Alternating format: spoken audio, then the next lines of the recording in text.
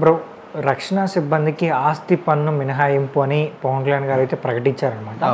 ఈ రక్షణ సిబ్బంది కిందకి ఎవరెవరు వస్తున్నారు అంటే ఏ డిపార్ట్మెంట్స్? అంటే నిజంగా పవన్ కళ్యాణ్ గారు ఏ నిర్ణయం తీసుకున్నా కూడా అదొక సంచలనంగా మారిపోతుంది. రీసెంట్ టైంలో ఎప్పుడైతే ఆయన డిప్యూటీ సీఎంగా గెలుపొందాడో అప్పటి నుంచి కూడా తీసుకునే ప్రతి ఒక్క నిర్ణయం చాలా అంటే చాలా యూస్ఫుల్గానే కనిపిస్తుంది.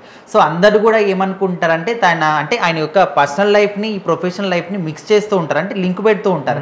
కానీ ఇది 100% తప్పు. ఎందుకంటే ఆయన పర్సనల్ లైఫ్లో ఏమైనా చేసుకొని 3 పెళ్ళన్నా చేసుకొని లేకపోతే ఇంకేదైనా కావచ్చు. కాకపోతే ఆయన ఒక పదవికి వచ్చిన తర్వాత డిప్యూటీ సీఎం అయిన తర్వాత మీకేమైనా హాని చేశాడా, తప్పు నిర్ణయాలు తీసుకున్నారు, ఈ ఒక్క విషయాన్ని అందరూ కూడా చూడాలి. ఎంతసేపు జనాలకి ఏం చేయాలో దాని గురించి ఎక్కువ ఆలోచిస్తూ ఉంటారు. కానీ సో ఆయన అలా అనుకుంటే ఆయన మూవీస్కి వచ్చి మూవీస్ అయినా చేసుకుంటే ఇప్పుడు కూడా చాలా మంది ఆయన అంటే ఆలోచించే విధానం కరెక్ట్ కాదు అది ఇదని చాలా మంది మాట్లాడుతుంటారు. సో వాళ్ళందరూ కూడా చెప్పేది ఒకే విషయం ఏంటంటే మీరు క్లియర్గా ఒకసారి ఆలోచించాలి, అంటే మీ మనసుకు మీరు ఆలోచన చేసుకోండి. ఆయన గెలుపొందిన తర్వాత నుంచి ఏదైనా నిర్ణయం తప్పు తీసుకున్నారా, అటు అంటే ఎప్పుడో ఎన్ని సంవత్సరాల నుంచి కూడా కొన్ని 10-20 సంవత్సరాల నుంచి కూడా రోడ్ లేని మారుమూల ప్రాంతాలకి గిరిజన ప్రాంతాలకు వెళ్ళి రోడ్లు వేయించడం తప్ప, లేకపోతే ఎప్పటి నుంచో కూడా చెప్పులు లేని ఒక గ్రామానికి చెప్పులు ఇవ్వడం తప్ప, లేకపోతే ప్రతి ఇంటికి నీళ్లు రావడం అంటే కుళాయి నలాలు వేయించడం తప్ప, లేకపోతే గ్రామ పంచాయతీలు అన్నీ కూడా పచ్చగా ఉండడం తప్ప, లేకపోతే మూగజీవాలకి కనీసం వాటికి ఎండాకాలం వస్తుంది కాబట్టి నీళ్ళ కోసం నీటి తొట్టెలు కట్టించడం తప్ప ఇందులో ఏదైనా ఒక తప్పు పాయింట్ చూపిస్తే ఖచ్చితంగా ఆయన అందరం కూడా ఒప్పుకోవచ్చు. సో ఆయన తీసుకునే నిర్ణయాలు కరెక్ట్ కాదు అని. సో ఇక్కడ ఆయన తీసుకునే నిర్ణయాలు ప్రతి ఒక్కరు కూడా తీసుకునే విధంగానే ఉన్నాయి. కాకపోతే వాళ్ళు ఏంటంటే కావాలని ఆయన చేసిన దాన్ని మనం నెగిటివ్గా చెయ్యాలి అనే విధంగా కొంతమంది కంకణం కట్టుకొని ఉంటారు కాబట్టి ఇంకా వాళ్ళు అదే విధంగా మాట్లాడతారు. సో ఇప్పుడు ఆయన తీసుకున్న నిర్ణయం ఏంటంటే ఎవరైతే మన దేశం కోసం రక్షణ దళాల్లో ఉన్నారో అది ఆర్మీ కావచ్చు, నేవీ కావచ్చు, ఎయిర్ ఫోర్స్ కావచ్చు, సిఆర్పిఎఫ్ కావచ్చు, పారామిలిటరీ కావచ్చు. సో ఈ విభాగాల్లో ఎవరెవరైతే ఆంధ్ర రాష్ట్రం నుంచి ఈ విభాగాల్లో పనిచేస్తున్నారో వాళ్ళ ఫ్యామిలీకి ఖచ్చితంగా ఆస్తి పన్నులో మినహాయింపు దొరుకుతుంది అనే విధంగా ఆయన అయితే ఒక నిర్ణయం తీసుకున్నారు.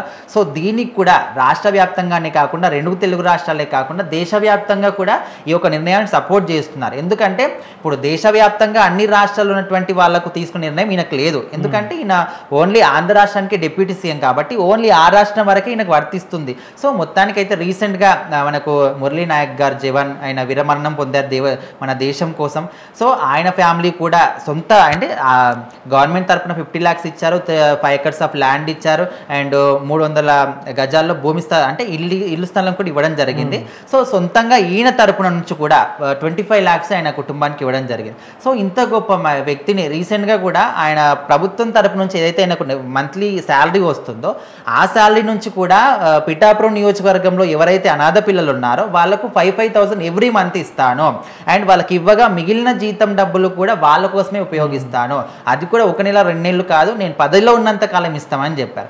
సో ఇందులో ఆయన తీసుకున్న ఏ ఒక్క నిర్ణయాన్ని కూడా తప్పని ఎవరు చెప్పలేరు. కాకపోతే కొంతమంది ఆయన ఏ విధంగా నెగిటివ్ చేద్దాం, ఏ విధంగా తప్పుగా మాట్లాడదామని ఆలోచిస్తూ ఉంటారు కాబట్టి వాళ్ళు దాన్ని ఏదో మంచి పని చేసినా కూడా చెడుగానే ఆలోచిస్తూ ఉంటారు. సో మొత్తానికి ఇప్పుడు తీసుకున్న నిర్ణయం కావచ్చు, ఈ రక్షణ దళాల్లో ఎవరైతే ఉంటారో గ్రామ పంచాయతీలో వాళ్ళకి రిజిస్ట్రేషన్ అయ్యి ఉంటే ఖచ్చితంగా వాళ్ళకు ఈ ఆస్తి పన్ను నుంచి మాత్రం మినహాయింపు దొరుకుతుంది అని చెప్పారు.